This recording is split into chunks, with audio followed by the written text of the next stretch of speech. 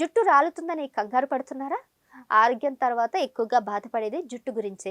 దీనికి కారణం జుట్టు మనల్ని మరింత అందంగా కనిపించేలా చేస్తుంది. అంతేకాకుండా మనలో కాన్ఫిడెన్స్‌ని పెంచుతుంది. కానీ నేటి కాలంలో ఈ కాన్ఫిడెన్స్ హెయిర్ లాస్ రూపంలో తగ్గుతుంది. దానికి ఆవేదన అనేక కారణాలు కూడా ఉన్నాయి. సరిలేని హెయిర్ కేర్ దగ్గర నుంచి పోషకాలు తీసుకోవడం, అది తీసుకోకపోవడం కానీ, నీరు తాగకపోవడం, సరిలేని డైట్ ఇలాంటివి సరిగ్గా పాటించకపోవడం, ఒత్తిడి ఇవన్నీ కూడా ఒక కారణం.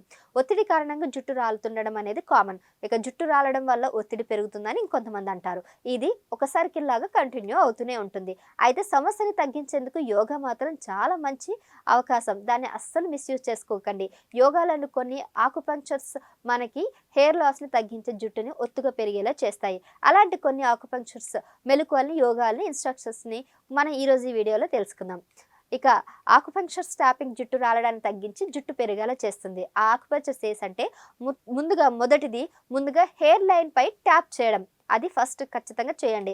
ఇక రెండోది పాపిటలో ట్యాప్ చేయాలి. ఈ ఆకుపంక్చర్ కూడా చాలా ఫలితాన్ని ఇస్తుంది.